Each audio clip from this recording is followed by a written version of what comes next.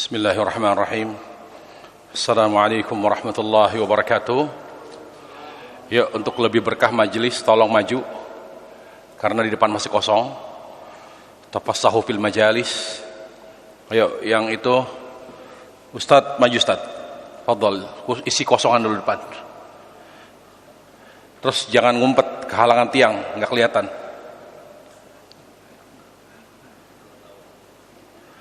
Insyaallah anak nggak ini nggak nanya, nggak ditanya insyaallah. Jadi tidak ada pertanyaan insyaallah. Tenang aja, nggak usah takut ditanya.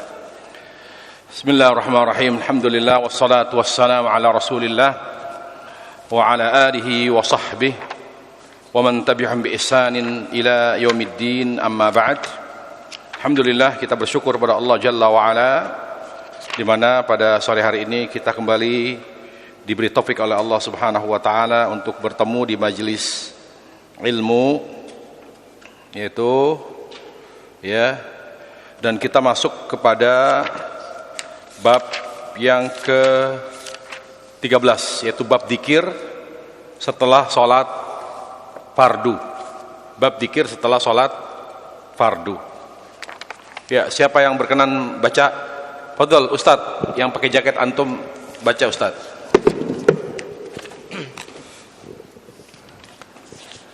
Membaca dzikir setelah sholat ini dimulai dari membaca istighfar 3 kali.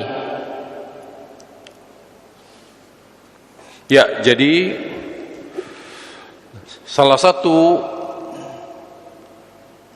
ciri zikir Nabi SAW setelah salat fardu adalah memulainya dengan istighfar. Sebelum itu saya perlu ketahui, zikir itu ada 2 macam. Lafal zikir di dalam Al-Quran dan hadis ada 2 macam. Macam yang pertama disebut dengan zikir am, az-zikrul am, atau zikir yang umum. Zikir umum ini maksudnya adalah segala yang terkait dengan cinta Allah dan taat kepadanya. Segala sesuatu yang terkait dengan cinta Allah dan ketaatan kepadanya disebut dengan zikir. Misalnya Allah berbicara tentang Al-Quran. Allah katakan Al-Quran zikir. Inna nahnu nazzalna dzikra wa innahu lahafizun. Kami turunkan az-zikir dan kami pula yang akan menjaganya. Kenapa Al-Quran disebut zikir? Karena Al-Quran adalah surat cintanya Allah kepada hambanya yang beriman. Majlis ilmu disebut majlis zikir karena majlis ilmu adalah majlis yang Allah cintai. Majlis yang Allah cintai. Ahli ilmu disebut ahli zikir. Kenapa ahli ilmu atau ulama disebut dengan ahli zikir? Karena ulama adalah orang-orang yang mengenal Allah dan mencintai Allah, dan Allah pun mencintai mereka dan memuliakan mereka. Demikian pula ketaatan kepada Allah disebut zikir. Allah menyebut salat dengan zikir. Allah katakan aqimis salata li dzikri. Tegakkan salat untuk berzikir kepadaku. Jadi zikir yang pertama zikir umum. Artinya apa? Segala yang terkait dengan cinta Allah dan ketaatan kepadanya. Yang kedua, zikir khusus. Zikir khusus. Zikir khusus itu ada 4. Siapa yang memperbanyak zikir khusus ini, maka dialah yang disebut dengan ahli zikir. Siapa yang pertama? Apa yang pertama? Yang pertama adalah Al-Quran. Zikir khusus terbaik secara mutlak Al-Quran.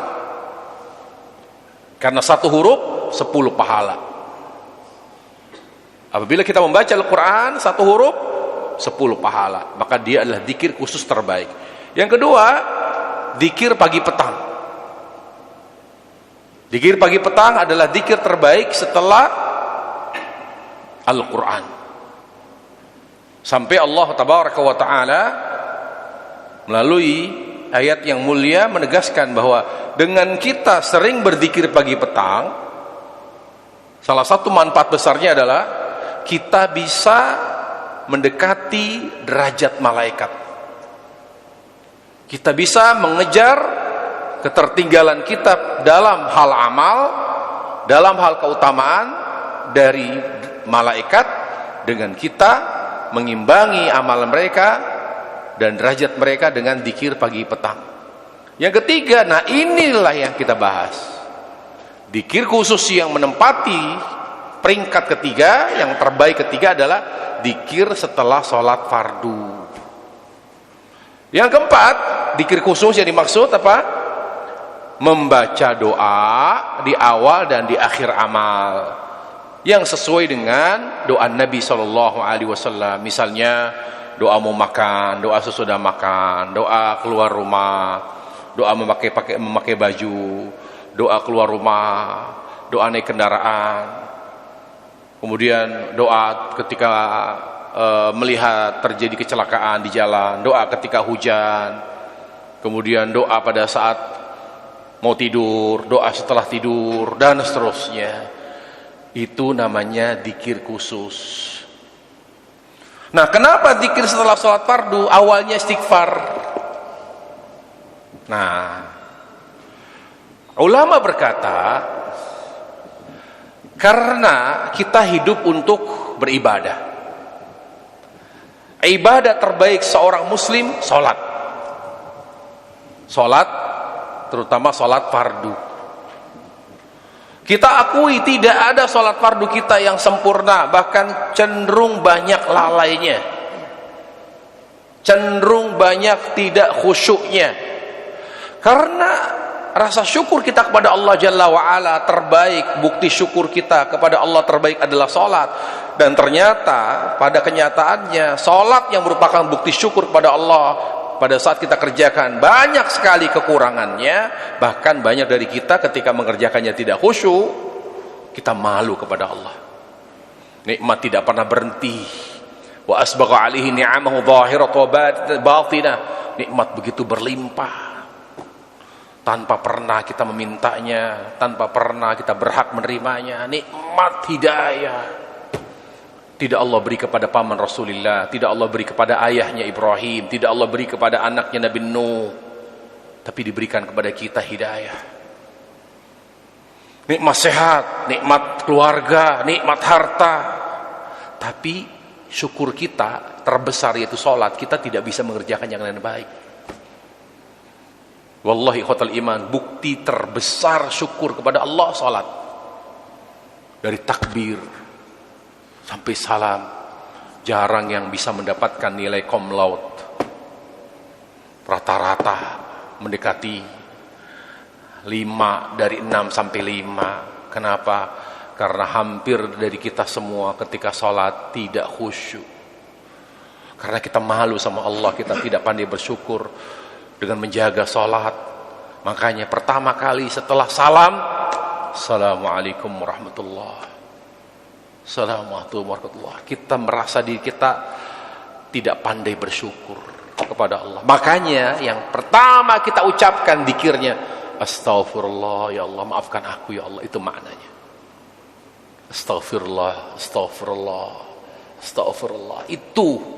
Itu alasan kenapa bacaan pertama pada zikir setelah salat fardu bukan bacaan apapun kecuali istighfar. Kemudian yang berikutnya yaitu Allahumma antas salam wa minkas salam tabarak ta'ala jalali wal ikram. Zikir khusus itu harus sesuai dengan lafal yang diajarkan oleh Nabi SAW. Tidak patut dikurangi dan tidak boleh ditambah. Ketika Nabi mengajarkan kita Allahumma antas salam wa minkas salam tabarakta ya dzal jalali wal ikram. Kalau mau tambah cari ada tidak dalil yang menambah lafalnya. Kalau dikurang cari tahu ada tidak. Nah, tidak ditemukan pada Allahumma antas salam tambahan-tambahan kata dari zikir itu, dari bacaan itu. Kenapa kita perlu jelaskan? Karena di masyarakat Imam-imam yang memimpin salat itu ketika membaca Allahumma antas salam wa minkas salam, ya Allahumma antas salam wa minkas salam tabarakta ya dzal jalali wal ikram, ada lagi Allahumma antas salam wa minkas salam fa hayyina rabbana bis salam wa adkhilna jannata daras salam bi rahmatika. Itu dari mana? Nah, coba dibaca terus. Lihat halaman sesudahnya.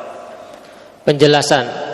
Berkata Syekh Al-Jazari, tidak boleh ditambah-tambah dengan kata wa alaika ya'udus salam wa hayyina rabbana bis salam wa adkhilnal jannata darus salam. Banyak gak bacaan itu di masyarakat? Banyak. Kenapa tidak perlu ditambah itu? Ini ibadah. Dzikir itu ibadah. Harus sesuai dengan contoh Rasul sallallahu alaihi wasallam. Kita pengen banget ditambah itu. Allahumma antas salam wa minkas salam wa alayka ya'udus salam fahayyina rabbana bis salam, dan seterusnya. Kita pengen, itu bagus kok. Tapi ini bukan urusan dunia, ini urusan ibadah. Jadi jangan coba ditambah-tambah apalagi dikurangi. Kenapa tidak perlu kita menambah dengan tambahan itu? Alasannya apa kata Syekh Al-Jazari?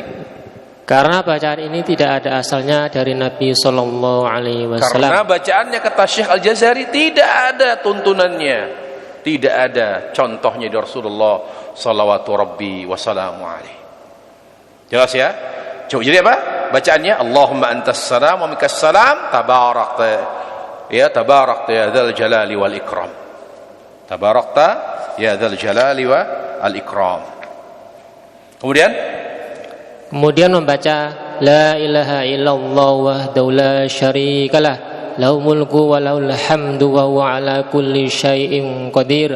Allahumma la mani'a lima a'taita wa la mu'tiya lima mana'ta wa la yanfa'u dzal jaddi minkal jadd. Baik. Kemudian la ilaha illallah wahdahu la syarikalah lahu mulku wa lahul hamdu wa huwa ala kulli syai'in qadir. La haula wa la quwwata illa billah. La ilaha illallah wa la na'budu illa iyyah. Lahu ni'matu wa lahul fadlu wa lahu tsana'ul hasan. La ilaha illallah mukhlishina lahuddin wa lahu karihal kafirun. Ya. Sampai sini itu urutannya. Itu bacaan yang sesuai dengan bacaan Nabi sampai sini. Tidak ada pilihan lain. Sampai sini. Nanti setelah itu yaitu tasbih, tahmid, takbir, ada pilihan. Dan Nabi menganeka ragamkan jumlahnya. Ada jumlahnya yang berbeda. Dan itu bisa disesuaikan dengan kesibukan kita, dengan kesenggangan waktu kita, dengan stamina tubuh kita. Bisa. Dan kalau bisa jangan hanya 33 jangan, tapi diseragamkan divariasikan jumlahnya. Jadi divariasikan jumlahnya. Baik. Nanti ya untuk di buku ini memang saya hanya menyebutkan yang 33 kali. Tapi di buku dzikir pagi petang yang saya susun ada beberapa pilihan. Ya, pilihannya ada yang 25, tasbih 25, tahmid 25, kemudian takbir 25 kali dan seterusnya. Tapi kita baca saja supaya kita tahu bacaan dzikir Nabi sallallahu alaihi wasallam setelah salat fardu. Subhanallah 33 kali, alhamdulillah 33 kali, Allahu akbar 33 kali. Kemudian untuk melengkapi menjadi 100 membaca la ilaha illallah wahdahu la syarikalah lahul mulku wa lahul hamdu wa huwa ala kulli syai'in qadir.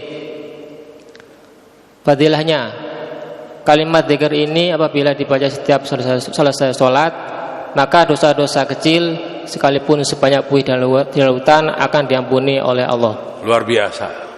Sebanyak apapun dosa, maksud dosa di sini dosa kecil. Bukan dosa besar. Yang sahih dari pendapat ulama, amal soleh termasuk dzikir hanya bisa menghapus dosa kecil. Adapun dosa besar hanya bisa dihapus dan dimaafkan melalui taubat dengan 3 syaratnya, ditambah 4 apabila terkait dengan hak manusia. Apa itu syaratnya? Menyesal, berjanji tidak mengulangi, al-azm. Yang ketiga, membenci dosa besar yang telah dia lakukan, dia harus benci, namanya ikhla. Itu 3 syarat taubat. Ditambah 4 berkait dengan hak manusia. Kalau kehormatannya dilecehkan, difitnah, dihina, digibahin, harus minta maaf. Kalau hak terkait dengan harta, hutang piutang, harus dikembalikan, dibayar. Kalau tidak diselesaikan, taubat kita tidak terima oleh Allah Jalla wa'ala. Jadi kalau ada keutamaan seperti ini, siapa yang melakukan ini, maka dia akan dihapus dosa-dosanya sebanyak buih di lautan, dia akan dihapus. Maksudnya dosa-dosa kecil. Kemudian, atau juga bisa membaca subhanallah 33 kali, alhamdulillah 33 kali, Allahu akbar 34 kali. Jadi pilihan yang kedua tanpa membaca la ilaha illallah. Jadi yang kedua adalah ditakbir kita baca supaya genap menjadi 100, jadi bacanya 34 kali, tidak perlu baca la ilaha illallah. Baik, keutamaannya apa?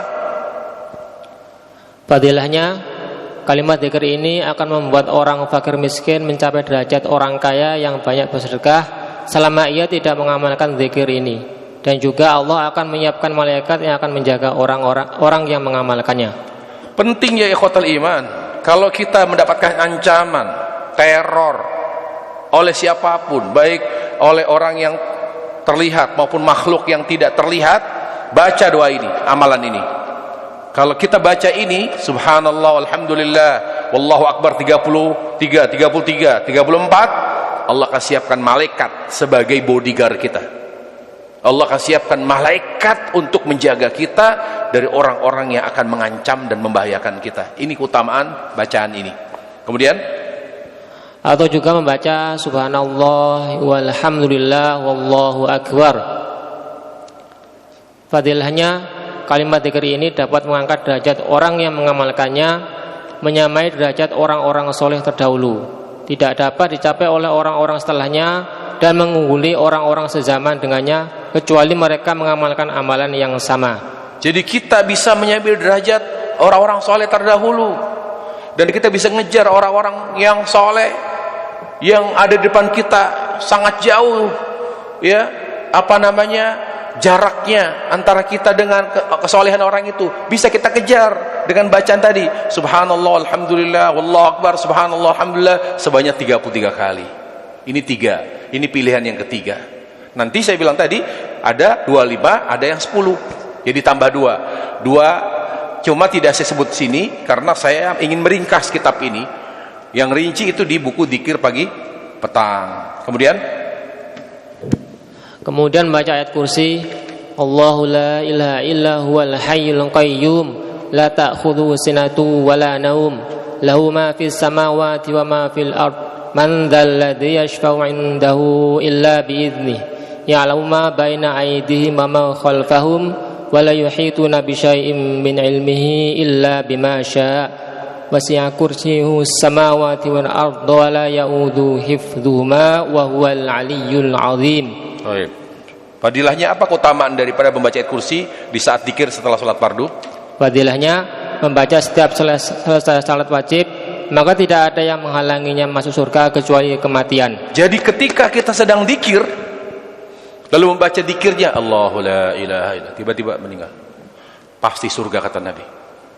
Dipastikan husnul khotimah, tidak ada yang menghalanginya dari surga kecuali kematian. Apabila dia meninggal, langsung dijamin surga. Hanya membaca ayat kursi pada setiap dzikir setelah sholat fardu. Bayangkan, amalan ringan tapi balasannya besar. Allah siapkan surga para jamaah sekalian. Kemudian membaca surat Al-Ikhlas. Bismillahirrahmanirrahim. Qul huwallahu ahad Allahus samad lam yalid wa lam yulad wa lam yakul lahu kufuwan ahad. Baik, kemudian membaca surat Al-Falaq. Bismillahirrahmanirrahim. Qul a'udzu birabbil falaq min syarri ma khalaq wa min syarri ghasiqin idza waqab wa min syarrin naffatsati fil 'uqad wa min syarri hasidin idza hasad. Baik, utamaannya, fadilahnya, sebab pelindung terbaik yang Allah tetapkan dari segala keburukan dan kejahatan. Ya, termasuk sihir, teluh, santet. Kalau kita membaca ini Al-Falaq, insya Allah tidak ada santet yang bisa menyentuh kita. Wanita khawatir dipelet, baca Al-Falaq. Salah satu pelindung jiwa terbaik dari gangguan syaitan, dari serangan dukun, Al-Falaq.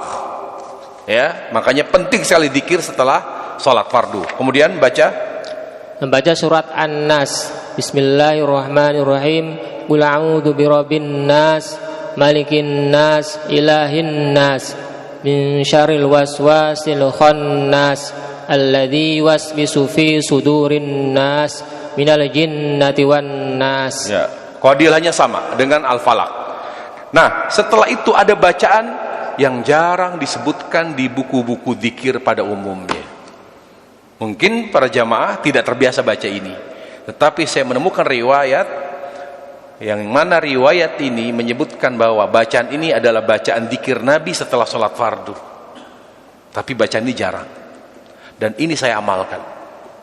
Coba baca. Pernah kalau sudah baca, tanya sama diri kita, apakah kita sudah mengamalkan bacaan ini setelah sholat fardu? Dan ingat, buku saya ini sudah diperiksa oleh ulama Madinah, seorang pengisi Masjid Nabawi. Ya, saya diperiksa buku ini dari A sampai Z, dicek riwayatnya, dan bacaan ini dianggap sahih dari Nabi SAW. Bahwa Nabi diantara bacaan salat setelah salat fardu adalah Allahumma inni a'udzubika ya minal bukhli wa a'udzubika minal jubni wa a'udzubika min an uradda ila ardil umur wa a'udzubika min fitnatid dunya wa a'udzubika min adzabil qabr. Sudah baca bacaan ini setelah salat fardu? Belum? Nah, ini tambahan. Silahkan dibaca bacaan ini, dan ini tidak, saya hanya menemukan bacaan itu dalam buku zikir Syekh Shalih Fauzan. Saya menemukan juga dalam buku zikir Syekh Utsaimin. Lalu saya cek, betul tidak mereka memiliki dalil? Ternyata dalilnya ada. Sehingga salah satu yang saya ikuti zikir mereka, lalu saya cek riwayatnya sahih, maka saya cantumkan bacaan ini di bacaan zikir setelah sholat fardu. Allahumma inni a'udzu minal bukhli, dan seterusnya. Ya, jadi silahkan mohon ditambah setelah sholat fardu. Yang belum hafal dihafal, yang belum hafal dibaca dulu, kira-kira begitu. Kemudian setelah itu baca apa? Allahumma a'inni ala dzikrika wa syukrika wa husni ibadatik. Khilaf para ulama, bacaan ini sebetulnya dibaca sebelum ya salam atau sudah salam. Ulama tidak sependapat, ada polemik di sana. Ada ulama yang bilang ini bacaan sebelum salam. Jadi salah satu doa sebelum salam, Allahumma inni a'udzubika adzabi jahannam min adzabil qabr min fitnatil mahya wal mamat min syarri fitnatil dajjal. Allahumma inni dhalamtu nafsi faghfir li fa innahu la yaghfiru dhunuba illa anta. Allahumma ighfir li ma qaddamtu wa ma akhartu wa ma asrartu wa ma a'lamu minni minna antal muqaddim antal muakhir la ilaha illa anta. Di antara bacaan atau doa sebelum salam, Allahumma inni ala dzikrika wa syukrika wa husni ibadatik. Dan ini salah satu pemahaman ulama. Makanya kalau kita baca, oh kok dia nggak masukin ini, berarti dia termasuk yang sebelum Tapi ada juga yang memahami ini setelah salam. Yang sahih, kebanyakan ulama menganggap ini bacaan setelah salam. Ada kaidah, sebelum salam namanya doa, setelah salam namanya zikir. Jadi tidak ada doa setelah salam. Jadi kalau ada orang doa setelah salam sholat fardu, berarti dia tidak mengerti kaidah, tidak mengerti tuntunan Nabi. Nabi itu mengkategorikan sebelum salam doa. Jadi kalau mau doa sebelum salam mustajab itu. Setelah salam apa? Zikir. Jadi setelah salam hanya zikir, tidak perlu berdoa. Doanya kapan? Sebelum salam. Karena Nabi ditanya, ya Rasulullah, ayu du'ai asma, wahai Rasulullah, kapan doa mustajab? Duburi sholawatil maktubah, di akhir sholat, yaitu sebelum salam. Jadi bebas. Ini masalahnya luas. Kalau antum mau baca sebelum salam, yaitu menjadikannya sebagai doa, boleh. Atau dibaca setelah salam, berarti dikategorikan sebagai dzikir, bebas. Jangan menjadi pemicu perselisihan, jangan menjadi pemicu perpecahan. Bebas, saling menghargai satu sama lain saja. Kemudian khusus untuk subuh dan maghrib, setelah dzikir salat fardu, yang lain sama semua tadi dari awal sampai akhir. Tapi khusus untuk maghrib dan subuh ada tambahan, jangan lupa itu. Apa tambahannya? Membaca 10 kali setiap selesai salat maghrib dan subuh, la ilaha illallah wahdahu la syarikalah, lahul mulku wa lahul hamdu, yuhyi wa yumitu wa huwa ala kulli syai'in qadir. Baik. Fadilahnya apa? Fadilahnya baca itu. Fadilahnya, setiap satu kali bacaan akan ditulis oleh Allah 10 kebaikan, dihapus 10 kejelekan, dan diangkat 10 derajat, dilindungi dari setiap kejelekan, dan dilindungi dari godaan setan yang terkutuk. Subhanallah. Hanya membaca 10 la ilaha illallah wahdahu la syarikalah, lahul mulku wa lahul hamdu, yuhyi wa yumitu ala kulli syai'in qadir. 10 pahala Allah kasih, 10 kebaikan Allah kasih, 10 kejelekan Allah hapus, 10 derajat Allah angkat, dan lindungi dari segala keburukan, dan Allah jaga dan lindungi kita dari segala godaan dan was-was syaitan. Jadi setiap bacaan dzikir ini punya keutamaan yang dahsyat, luar biasa. Karena apa? Kenapa keutamanya dahsyat? Syekhul Islam berkata, kalau ada amal-amal yang ringan, sederhana, tapi keutamanya dahsyat, jawabannya satu, kata Syekhul Islam, karena amalan itu sesuai dengan contoh Rasulullah. Tapi coba cari yang tidak sesuai dengan contoh Rasul, tidak ada keutamaannya. Makanya kata Syekh Abdul Razak dalam kitab Fikih Dzikir, rugi orang yang berzikir asal dzikir, tapi tidak mencek dan recheck, tidak memvalidasi dzikir itu dari mana, asalnya seperti apa. Karena dzikir yang memiliki keutamaan selain kita mendapatkan pahala, yaitu dzikir yang sesuai dengan contoh Rasulullah sallallahu alaihi wasallam. Sampai sini ada pertanyaan seputar dzikir setelah sholat fardu yang memang kurang jelas? Silahkan. Ya, silakan. Kalau sholat jamak duhur, Nah, safar misalnya dari duhur ke asar, itu dzikir sudah sholat dibaca penuh. kalau kita menjamak, imma jamak takdim atau jamak takhir, ya, apakah itu duhur dan asar atau maghrib dan isya, maka dzikir yang kita baca dari sholat, dzikir setelah sholat fardu berapa kali? Sekali atau tidak? Perhatikan, asalnya sholat itu satu waktu. Ketika Allah katakan inna salata kanat alal mu'minina kitaban mawquta, bahwa Allah sesungguhnya wajibkan atas orang beriman sholat dengan waktu tertentu. Jadi sholat duhur waktunya satu, sholat asar waktunya satu. Nggak bisa orang mencampur-campur seenaknya, tidak boleh. Maghrib juga begitu, kemudian juga isya juga begitu. Tapi perhatikan, tetapi karena Nabi menjelaskan dan Nabi melakukan, pernah menjamak,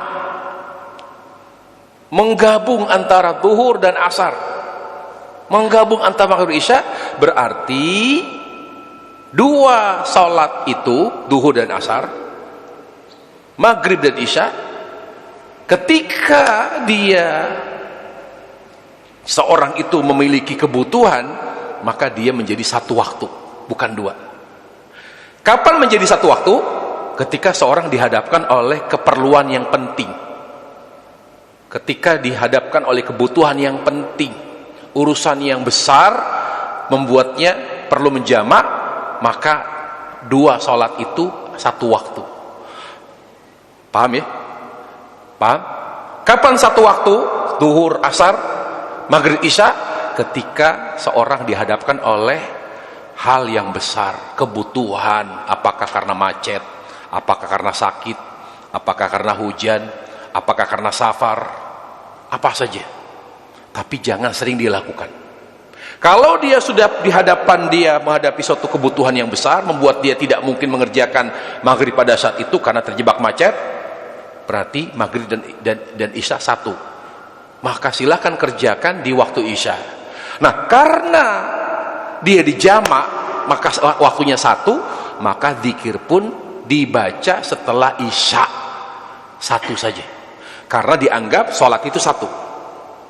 Mengerti ya?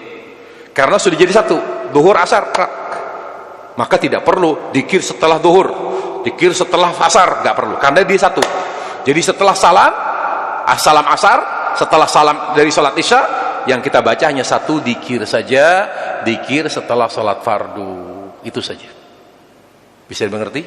Sama juga dengan masalah haid. Kata Syekhul Islam, karena duhur dan asar melalui fenomena jama, maghrib dan isya juga begitu, melalui fenomena jama dianggap sebagai satu waktu, maka seorang wanita haid, kalau dia bersihnya asar, dia harus mengerjakan duhur juga, padahal bersihnya baru asar. Harusnya dia hanya sholat asar, tapi tidak, karena waktunya satu. Ini kondisi tertentu ini. Maka bagi wanita yang bersih dari haid di saat asar, dia wajib segera mandi, kemudian sholat duhur dan asar. Demikian pula ketika dia baru bersih di waktu isya tengah malam, dia lihat, dicek kamar mandi kok bersih, alhamdulillah, segera mandi, sholat apa? Maghrib dan isya. Lah tapi kan saya sudah lewat maghribnya. Ya, tapi Anda berada di waktu sholat yang sama dengan waktu sholat maghrib, satu waktunya. Jadi kerjakan tidak hanya isya tapi juga maghrib. Ini ilmu, tolong disampaikan kepada istri-istri antum semua. Kalau dia bersihnya asar, maka dia wajib mandi, kerjakan duhur asar. Kalau dia bersihnya waktu isya, maka dia wajib segera mandi, kerjakan maghrib dan isya. Jadi laki-laki, para suami, tolong jangan hanya taunya beres, taunya udah bersih, alhamdulillah. Tapi dia tahu, loh pokoknya isya, mah jangan isya doang, maghrib kamu harus sholat. Kok maghrib? Kan saya bersihnya isya. Isya dan maghrib itu satu waktu, karena kamu dalam keadaan baru bersih dari haid. Pada kasus tertentu dia satu waktu dia.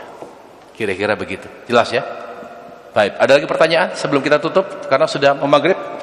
Sudah maghrib belum? Belum? Baik, ada lagi? Silakan.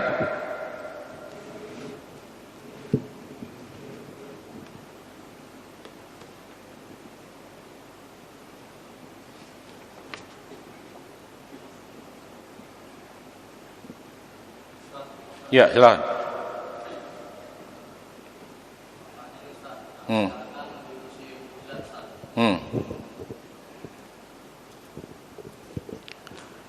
Sekarang ini kita masuki di musim penghujan, Ustaz. Suatu saat kita sholat maghrib, tiba-tiba hujan besar. Nah, kita menghimbau kepada di mana sholatnya, di mana? Masjid, Ustaz. Di masjid ini, Ustaz. Kemudian setelah maghrib kita menghimbau kepada jamaah untuk kita jamaah isya.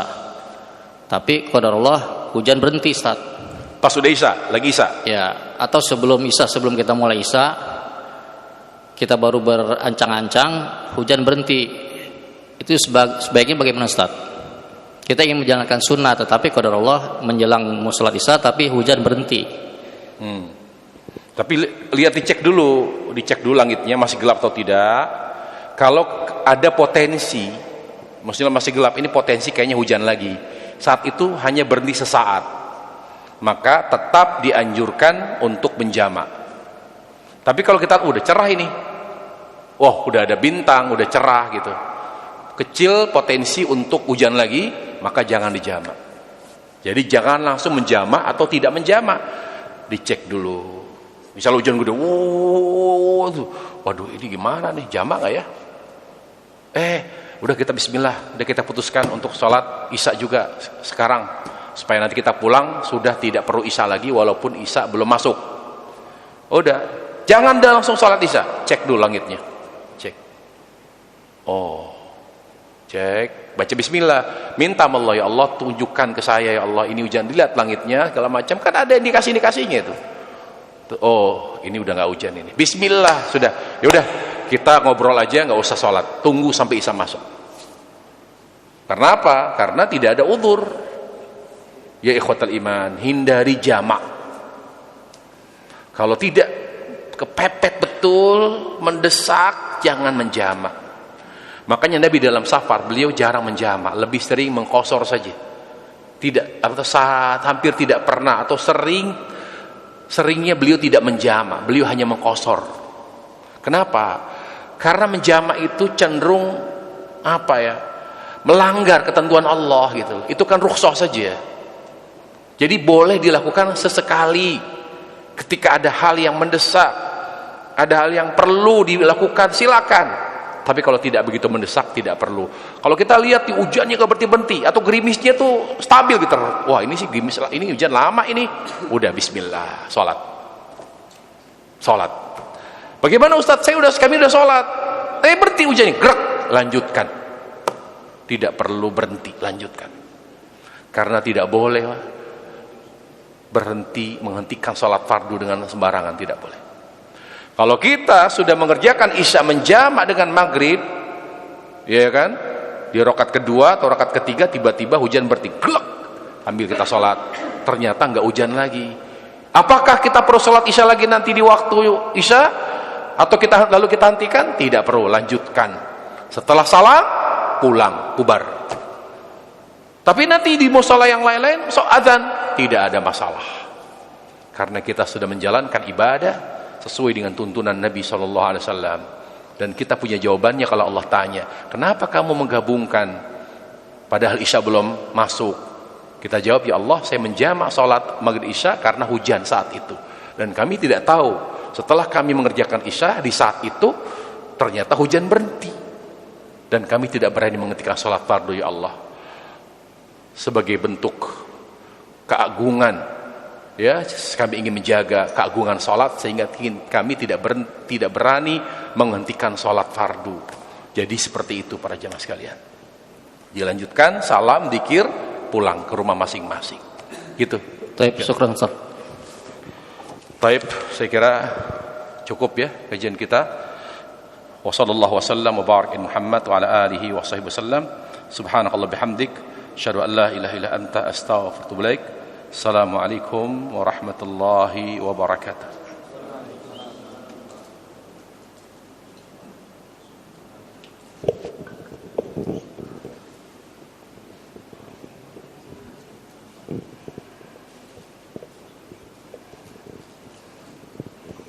Empat menit lagi ya? 3 menit? Hah? Ini? 6 menit lagi, bener? 6 menit lagi. Hah? 6 menit. Silakan deh kalau ada mau nanya, takutnya ada mau nanya. Iya, silakan Pak.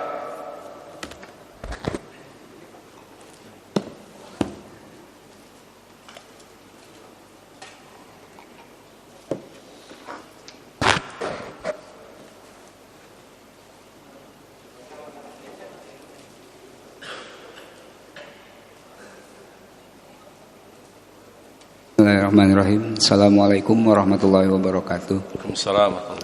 Saya mau nanyakan masalah sholat fardu.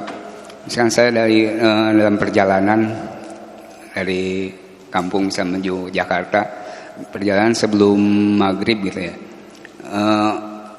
Otomatis maghrib kelewat masih di dalam kendaraan umum, dalam bis. Saya mau nanya, kita lebih utama sholat maghrib di bis, kita menggunakan bersuci dengan tayamum, apa kita dijamak takhir gitu di isya gitu. Nah. Begitu ya. Assalamualaikum warahmatullahi wabarakatuh. Berarti itu ada kebutuhan. Ketika memang ada kebutuhan di mana kita masih berada di bis di waktu maghrib, sementara waktu maghrib sangat pendek, kemungkinan kalau kita menunggu sampai turun dari bis atau sampai tujuan, maka waktu maghrib habis. Apakah kita sholat maghrib di bis dengan tayamum? Karena kemungkinan kecil dengan bisa dengan wudu dengan air. Atau kita nunggu sampai di tujuan, lalu kita sholat maghrib di waktu isya, yaitu dengan jamak. Maka jawabannya sholat maghrib dengan jamak. Pertama, ada kebutuhan di mana kita dalam keadaan dari kampung. Orang dari kampung Kalau lebih banyak tinggal di Jakarta, di kampung tuh hanya nengok keluarga, maka sebetulnya dia mukimnya di Jakarta. Mukimnya di Jakarta. Jadi status dia di kampung itu musafir. Jadi dia boleh tidak sholat Jumat, boleh tidak puasa, apalagi mau puasa mau Ramadan nih. Mah, saya kan musafir. Udah kamu batalin aja. Ya. Tapi nggak boleh kalau begitu. Tapi dia boleh tidak puasa. Karena ketika dia kerja di Jakarta, dia di sini ngekos, tapi seminggu sekali pulang, lebih banyak di Jakarta, waktu kerjanya dengan bersama keluarga, berarti dia mukim di Jakarta, di kampungnya dia musafir. Nah, selama dia belum sampai ke tempat tinggalnya di Jakarta, berarti dia masih musafir. Salah satu alasan jamak safar. Jadi jangan sholat di bis, karena dia safar, di jamak takhir. Yang kedua, hindari sholat fardu di kendaraan. Nabi tidak pernah sholat fardu di kendaraan. Kenapa? Karena banyak yang gugur. Dia tidak bisa berdiri, dia tidak bisa menghadap kiblat. Sementara berdiri, kemudian menghadap kiblat wajib. Sebagian ulama bahkan bilang rukun. Bayangkan kita mau berdiri di bis, dibilang, "Pak, Bapak gila ya? Duduk. Saya sholat ini." Yaudah saya duduk. Akhirnya kan duduk. Menghadap kiblat. Kiblat mana ya kiblat? Sebelah sana. Bis, menghadap kiblat dulu. Anda siapa? Anda yang punya bis. Jadi masalah. Jadi banyak yang kita gugurkan. Jadi para jamaah, apalagi tadi tayamum. Orang ada air kok. Kalau kita terapkan wudu Nabi dengan segelas ini cukup. Tidak perlu kita berwudu dengan air banyak. Tapi bisa atau tidak di bis? Nanti becek. Ya kan? Kita nyaman atau tidak? Dari hal-hal itu, maka jawabannya adalah tidak usah Pak sholat di bis, tapi biarkan Bapak sholat di terminal atau sholat di rumah.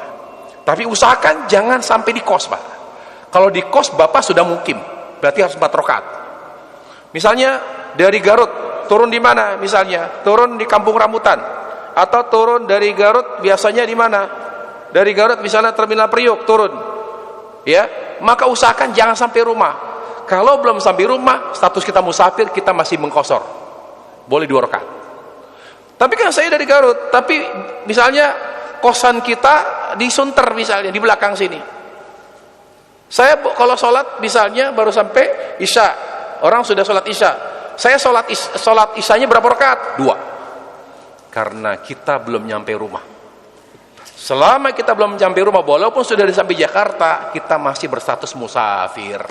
Silakan sholat maghrib dan isya jamak takhir. Maghribnya 3, isyanya 2. Saya begitu para jamaah. Kalau saya dari manapun, dari Jawa, ngantar anak pondok atau jemput atau apa, pulang saya selalu mampir tuh cari pom bensin. Kalau nggak ketemu rest area, maka turun, ya kan, cari pom bensin, sholat jamak maghrib isya, isyanya 2 rakaat. Karena kalau sudah sampai rumah, maka wajib 4 rakaat. Maka sudah berlaku statusnya mukim. Begitu para jamaah. Jelas ya Pak ya? Upayakan jangan sholat fardu di bis Pak, di kendaraan. Usahakan sholatlah fardu di tempat, ya, bukan di kendaraan umum. Wallahu taala alam. Assalamualaikum warahmatullahi wabarakatuh.